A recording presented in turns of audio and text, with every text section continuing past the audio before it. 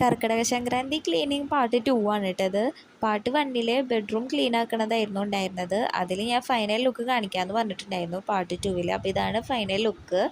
അപ്പോൾ ബെഡ്ഷീറ്റൊക്കെ നല്ല വൃത്തിക്ക് വിരിച്ചിട്ടിട്ടുണ്ട്. അതൊക്കെ കഴിഞ്ഞിട്ട് നേരെ ഉമ്മറത്തേക്ക് വന്നിട്ടാ ഉമ്മറ ഒന്ന് ക്ലീൻ ആക്കി എടുക്കാമെന്ന് വിചാരിച്ചു. അപ്പോൾ ഉമ്മറത്തെന്ന് വെച്ചിട്ടുണ്ടെങ്കിൽ അധികം പൊടികളൊന്നും ഉണ്ടായിരുന്നില്ല, മറാലകളും ഉണ്ടായിരുന്നില്ല. എന്നാലും ഞാൻ ജസ്റ്റ് പൊടി തട്ടിയൊക്കെ എടുത്തിട്ടുണ്ട്, മറാലൊക്കെ തട്ടി. പിന്നെ മെയിനായിട്ട് പൊടി ഉണ്ടെന്ന് എനിക്ക് തോന്നിയത് ഈ ജനാല ഓപ്പൺ ചെയ്തപ്പോഴായിരുന്നു. ജനാലയുടെ കമ്പികളുടെ ഇടയിലൊക്കെ അത്യാവശ്യത്തിന് കുറച്ച് പൊടികളുണ്ടായിരുന്നു. അപ്പോൾ അതൊക്കെ ഒന്ന് ചൂലുകൊണ്ട് തട്ടി പിന്നെ അതൊക്കെ ഒന്ന് നന്നായി തുടച്ചെടുത്ത് ഞാൻ വൃത്തിയാക്കി എടുത്തു കേട്ടോ.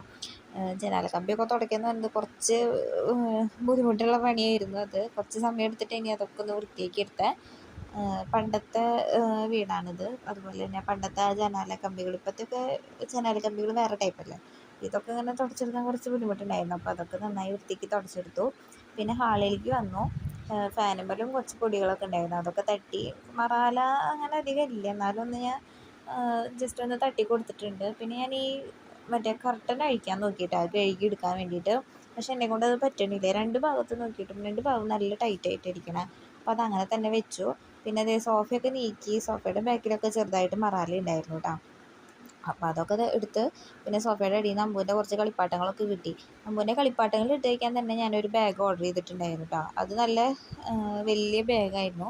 അപ്പോൾ അതിൽ അത്യാവശ്യത്തിന് കളിപ്പാട്ടങ്ങളൊക്കെ കൊള്ളും. എന്നാലും കാണാം നമ്മൾ എത്ര ഒതുക്കിയാലും കുറേ കളിപ്പാട്ടങ്ങൾ അവിടെ ഇവിടെയൊക്കെ ആയിട്ട് ഇരിക്കുന്നത് കാണാം. അപ്പോൾ ഈ സോഫയുടെ അടിയിലൊക്കെ വൃത്തിയാക്കലൊക്കെ കഴിഞ്ഞ് അപ്പം തന്നെ ഞാൻ അടിച്ചു വാരി എടുക്കുന്നുണ്ട് കേട്ടോ. പിന്നെ ഞാൻ വന്നത് മെയിനായിട്ട് ഈ ടി വി ഇരിക്കണ ഭാഗത്തേക്കാണ്. ഇവിടെ ഏട്ടന് കിട്ടിയ കുറച്ച് ട്രോഫികളും അവാർഡുകളൊക്കെ ഇരിക്കുന്നുണ്ട്. അപ്പോൾ അതൊക്കെ എടുത്ത് നന്നായി ഒന്ന് തുടച്ച് വൃത്തിയാക്കി വെച്ചു. പിന്നെ കുറച്ച് പൊടികളൊക്കെ ഉണ്ടായിരുന്നു. പിന്നെ എന്താ പറയുക, അധികം അങ്ങനെ വൃത്തിയാക്കി എടുക്കാനുണ്ടായിരുന്നില്ല. കുറച്ച് പൊടികളൊക്കെ തന്നെ ഉണ്ടായുള്ളൂ. അപ്പോൾ അതൊക്കെ വേഗം വൃത്തിയാക്കി എടുത്ത് ഞാൻ നേരെ തുടയ്ക്കാനായിട്ട് നിന്നു കേട്ടോ. ഉമ്മാറൊക്കെ തുടച്ചെടുത്തു, ഹാളൊക്കെ തുടച്ചെടുത്തു. അമ്പൂൻ്റെ വണ്ടിയിൽ എന്താ പറയുക, മറ്റേ കുതിര പോലത്തെ കസാരയും ബോളും സൈക്കിളും ഒക്കെ കൂടി ഞാൻ അതിൻ്റെ അടിയിലേക്കാണ് വെച്ചിട്ടുണ്ടായിരുന്നത് കേട്ടോ. പിന്നെ നേരെ അടുക്കളയിലേക്ക് വന്ന് അടുക്കളയിൽ കുറച്ച് പൊടികളൊക്കെ ഉണ്ടായിരുന്നു. ഞാൻ ന്യൂസ് പേപ്പറൊക്കെ വെച്ച് പഴയ ന്യൂസ് പേപ്പറൊക്കെ മാറ്റി പുതിയ ന്യൂസ് പേപ്പറൊക്കെ വിരിച്ചിട്ട് അതിൻ്റെ മുകളിലാണ് പിന്നെ ഇങ്ങനത്തെ ഈ ടിന്നുകളൊക്കെ വെച്ചായിരുന്നു. മറ്റേ നമ്മുടെ അടുക്കളയ്ക്ക് ആവശ്യമായ മറ്റേ ഉപ്പ്, കടുക്, ജീരകം, മഞ്ഞൾപ്പൊടി അങ്ങനത്തെയൊക്കെ ടിന്നുകളൊക്കെ അങ്ങനെ സെറ്റാക്കി വെച്ചു കേട്ടോ. പിന്നെ നമ്മുടെ ഇൻഡക്ഷൻ കുക്കർ ഇരിക്കണ ഭാഗത്തൊക്കെ കുറച്ച് ഓയിൽ ഇതാക്കിയായിട്ടും കടുക് പൊട്ടിക്കുമ്പോൾ ഓയിൽ ഇതായിട്ടൊക്കെ കുറച്ച് ഇതുണ്ടായിരുന്നു, മെഴുക്ക് പോലെയൊക്കെ ഉണ്ടായിരുന്നു. അപ്പോൾ അതൊക്കെ ഒന്ന് തുടച്ചെടുത്തു കേട്ടോ.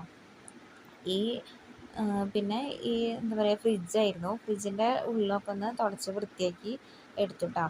അപ്പോൾ ഇതൊക്കെ വൃത്തിയാക്കി എടുത്തിട്ട് വേണം ഇനി കുറച്ച് പച്ചക്കറികളൊക്കെ മേടിച്ച് വെക്കാൻ.